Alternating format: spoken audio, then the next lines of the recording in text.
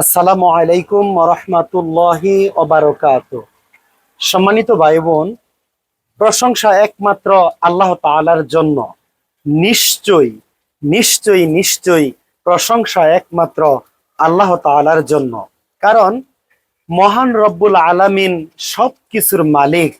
তিনি পৃথক পৃথক জিনিসের মালিক, আবার সামগ্রিকভাবে তিনি সব কিছুর মালিক। এই পৃথিবী, এই পৃথিবীতে যা কিছু আছে, আমরা দু চোখে যা কিছু দেখি, আমাদের মাথার মধ্যে কল্পনা শক্তির মধ্যে যা কিছু আছে বা যা কিছু আসে, আমরা দু চোখে যা কিছু দেখি না, সব কিছুর মালিক হচ্ছেন মহান রব্বুল আলামিন। এই জন্য আমরা অবশ্যই অবশ্যই মহান রব্বুল আলামিনের কৃতজ্ঞতা স্বীকার করব। আমরা কখনো যেন অকৃতজ্ঞ বান্দা হয়ে না যাই। এই যে বৃষ্টি হচ্ছে, এই বৃষ্টিটা মহান রব্বুল আলামিনের পক্ষ থেকে আমাদের জন্য বারাকা, আমাদের জন্য প্রশান্তি প্রশান্তি বয়ে নিয়ে আসে। যখন প্রচন্ড রোদ থাকে, তাপমাত্রা যখন সবচেয়ে বেশি থাকে, গরম থাকে, গাছপালা পানির জন্য হাহাকার করে, পশু পাখি পানির জন্য হাহাকার করে, মাটিগুলো ধুলো উঠতে থাকে, এরকম প্রত্যেকটা জিনিসের দিকে তাকালে মনে হয় প্রত্যেকটা জিনিস, প্রত্যেকটা বস্তু, জড়বস্তু একটু পানির জন্য হাহাকার করতেছে। ঠিক এই সময়ে যখন মহান রব্বুল আলামিনের পক্ষ থেকে বৃষ্টি হয়, আকাশ থেকে যখন বৃষ্টি বর্ষণ হয়, তখন নিশ্চিতভাবে এই বৃষ্টি আমাদের জন্য রহমত, আল্লাহ তাআলার পক্ষ থেকে প্রশান্তি বয়ে নিয়ে আসে। তো এই জন্য আমরা প্রত্যেকেই মহান রব্বুল আলামিনের কৃতজ্ঞতা স্বীকার করব। এক্ষেত্রে আমরা যদি কৃতজ্ঞ বান্দা হতে না পারি, আমরা যদি কৃতজ্ঞতা স্বীকার না করি, তাহলে আমরা হয়ে যাব অকৃতজ্ঞ বান্দা। আপনি কোরআনুল কারীমে বৃষ্টি সম্পর্কে যদি আয়াতগুলো সার্চ করেন, অসংখ্য আয়াত আপনি এখানে দেখতে পাবেন। এই বৃষ্টি আমাদের জন্য বরকত। আবার এই বৃষ্টি দ্বারা মহান রব্বুল আলামিন বিভিন্ন জাতিকে ধ্বংস করেছেন, বিভিন্ন জাতিকে এই বৃষ্টি দ্বারা তিনি পাকড়াও করেছেন। তার মানে বৃষ্টি যেরকম ভাবে আমাদের জন্য মঙ্গল বয়ে নিয়ে আসে, এই বৃষ্টি যেরকম ভাবে আমাদের জন্য শান্তি, বারাকা, প্রশান্তি বয়ে নিয়ে আসে, মরুভূমির বুকে যেরকম এই বৃষ্টি সতেজতা নিয়ে আসে, ঠিক এরকম ভাবে এই বৃষ্টি কিন্তু আমাদের জন্য ক্ষতিরও কারণ হতে পারে। তো সব দিক বিবেচনা করে আমাদের হাতে কিন্তু কোনো ক্ষমতা নেই। সকল ক্ষমতার মালিক হচ্ছেন একমাত্র আল্লাহ তাআলা। এই যে বৃষ্টি হচ্ছে, এই বৃষ্টি যদি এখন না হতো, আমরা মহান রব্বুল আলামিনের জন্য মাঝে মাঝে বৃষ্টির জন্য হাহাকার করতে থাকি। আমরা এমন ভাবে হাহাকার করি, প্রত্যেকেই তখন বৃষ্টির জন্য মহান রব্বুল আলামিনের কাছে দোয়া করতে থাকি। দেখুন, প্রত্যেকটা বিষয়ের জন্য আমরা কিন্তু শেষ পর্যায়ে গিয়ে একমাত্র মহান রব্বুল আলামিনের কাছে গিয়েই কিন্তু আমরা চাই। কিন্তু আমাদের দুর্বলতা হলো বা আমাদের গাফিলতিটা হলো যে আমরা সময় মতো মহান রব্বুল আলামিনের কাছে চাই না। যে কোনো বিষয়, আমি আপনি যে কোনো বিষয়ে সর্বপ্রথম আল্লাহ তাআলার কাছে চাবো, আল্লাহ তাআলাকে প্রাধান্য দিব, আল্লাহ তাআলা হচ্ছেন আমার রব। এই বিষয়টা মাথায় রেখে আমরা মহান রব্বুল আলামিনের ইবাদত করব এবং আমরা মহান রব্বুল আলামিনের কাছেই কোনো কিছু চাইবো, এটা কিন্তু হয় না।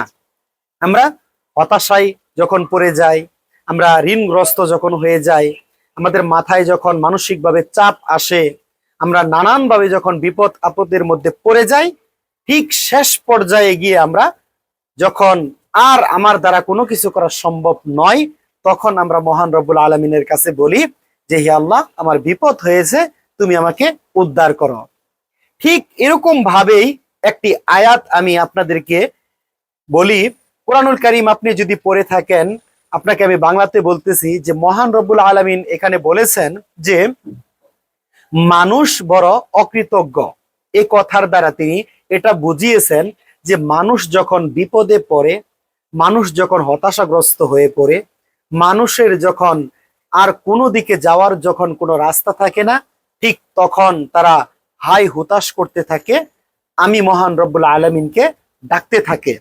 আর আমি মহান রব্বুল আলামিন যখন তাদের ডাকে সাড়া দেই, যখন তাদের বিপদকে আমি উদ্ধার করে দেই, তাদেরকে আমি সফলতার দিকে নিয়ে যাই, তখন সেই মানুষ আমাকে ভুলে যা, এমন ভাবে ভুলে যা যেন আমি মহান রবকে তারা কখনো ডাকেইনি। সম্মানিত ভাই বোন, এই জন্যই কোরআনুল কারীমে অসংখ্য জায়গায় মহান আল্লাহ তাআলা বলেছেন যে মানুষ বড় অকৃতজ্ঞ, মানুষ বড় জালেম। তাই সম্মানিত ভাই বোন, এই যে এত কিছু ঘটনা ঘটতেছে চারিদিকে, আমাদের চোখ যদি খোলা থাকে, আমরা যদি সত্যিকার অর্থে জ্ঞানী হয়ে থাকি, প্রত্যেকটা বিষয় এগুলো মহান রব্বুল আলামিন পরিচালিত করতেছেন। আমার আপনার সুখ আসতেছে, শান্তি আসতেছে, মনের মধ্যে আমরা প্রশান্তি পাচ্ছি, হতাশা হচ্ছি, আবার আমরা সব সময় কেন জানি টেনশনের মধ্যে থাকি, আবার হাই হুতাশের মধ্যে আমরা দিন রাত পার করি। প্রত্যেকটা বিষয় হয় আমাদের জন্য পরীক্ষা, না হয় আমাদের ধৈর্য ধারণ করার জন্য মহান আল্লাহ তাআলার পক্ষ থেকে বার্তা। তার মানে প্রত্যেকটা বিষয় কিন্তু মহান রব্বুল আলামিন করে যাচ্ছেন আমাদেরকে দিনের উপর টিকিয়ে রাখার জন্য। আর মহান রব্বুল আলামিন কুরআনুল কারীমে অসংখ্য জায়গায় বলেছেন, আমি অবশ্যই অবশ্যই মানুষকে পরীক্ষা করব, আমি দেখে নিব কে ইমানদার, কে ধৈর্য ধারণ করে। তাই সম্মানিত ভাই বোন, আসুন প্রত্যেকটা বিষয়ের জন্য আমরা মহান রব্বুল আলামিনের কাছে আমরা এমন ভাবে বলবো, প্রত্যেকটা বিষয়ে আমরা মহান রব্বুল আলামিনের কাছে এমন ভাবে চাইবো যেন আমরা মহান রব্বুল আলামিনকে এটা সত্যিকার অর্থে বোঝাতে পারি যে হে আল্লাহ, আপনি আমাকে সৃষ্টি করেছেন, আপনি ছাড়া আমার কোনো উপায় নেই। লা হাওলা ওয়ালা কুওয়াতা ইল্লা বিল্লাহ। একমাত্র ক্ষমতার মালিক হচ্ছেন আপনি, আমি হচ্ছি আপনার বান্দা। অতএব আপনার কাছেই আমাকে যেতে হবে, প্রত্যাবর্তন একমাত্র আপনার কাছেই। এজন্য আমরা সব সময় মহান রব্বুল আলামিনের কৃতজ্ঞতা স্বীকার করব, আমরা যেন কখনো অকৃতজ্ঞ না হই। এটাই হচ্ছে মেইন কথা। আমরা যদি অকৃতজ্ঞ হয়ে যাই, আমরা যদি অকৃতজ্ঞ হয়ে যাই, তাহলে মহান রব্বুল আলামিনের ক্ষমতা কিন্তু এতটুকু পরিমাণে কমবে না, বরং মহান রব্বুল আলামিন আমাদেরকে কঠিন আযাবে শাস্তি প্রদান করবেন। তাই সম্মানিত ভাই বোন, মহান রব্বুল আলামিন যেহেতু আমাদেরকে সৃষ্টি করেছেন, আসুন আমরা সেই মোতাবেক আমাদের জীবন পরিচালিত করি। আমি আপনি কখনো যেন এটা না হয় যে মহান রব্বুল আলামিনের অবাধ্যতার মধ্যে চলে যাচ্ছি। এই কথাটা সবসময় মনে রাখতে হবে। আমি আপনি যদি মহান রব্বুল আলামিনের পথে থাকি, তাহলে মহান রব্বুল আলামিনের কোনো উপকার হবে না। আর আমি আপনি যদি মহান রব্বুল আলামিনের পথে না থাকি, মহান রব্বুল আলামিনের কোনো ক্ষতি হবে না, বরঞ্চ আমার আপনার ক্ষতি হবে। আমি নিজের উপর নিজে জুলুম করব, নিজেকে নিজে শাস্তির মুখে দাঁড় করাবো। তাই আসুন আমরা প্রত্যেকটা বিষয় খুব বিচক্ষণতার সাথে, খুব সূক্ষ্মভাবে চিন্তা করে একমাত্র মহান রবের প্রশংসা করি এবং মহান রবের ইবাদত করি। আর প্রত্যেকটা বিষয়ে আমরা মহান রব্বুল আলামিনের কৃতজ্ঞতা স্বীকার করি। যত বেশি আমরা কৃতজ্ঞতা স্বীকার করব, তত বেশি মহান আল্লাহ তাআলা আমাদের নিয়ামতকে বাড়িয়ে দিবেন। তাই এই যে বৃষ্টি হচ্ছে, বৃষ্টির সময় দোয়া কবুল হয়। আসুন আমরা প্রত্যেকেই মহান রব্বুল আলামিনের কাছে বেশি বেশি দোয়া করি, যেন মহান রব্বুল আলামিন আমাদেরকে হেদায়েতের পথে রাখেন।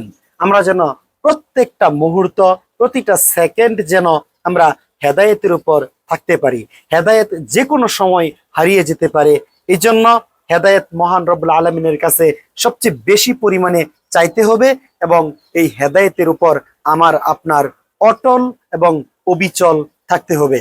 তাই তো রাসূলুল্লাহ সাল্লাল্লাহু আলাইহি ওয়াসাল্লামের সবচেয়ে প্রিয় দোয়াটি ছিল, ইয়া মুকাল্লিবাল কুলুব সাব্বিত কলবি আলা দীনিক, যে হে আল্লাহ, হে অন্তর পরিবর্তনকারী আল্লাহ, আপনি আমার অন্তরকে দ্বীনের উপর অবিচল রাখুন, দ্বীনের উপর প্রতিষ্ঠিত রাখুন। তাই আমার আপনার সবচেয়ে প্রথম এবং প্রধান কাজ সেটা হলো মহান রব্বুল আলামিনের কাছে হেদায়েত চাওয়া এবং হেদায়েতের উপর টিকে থাকা। মহান আল্লাহ তাআলা আমাদেরকে সঠিক বুঝার এবং সঠিকভাবে আমল করার তৌফিক দান করুন। আমিন ইয়া রব্বাল আলামিন।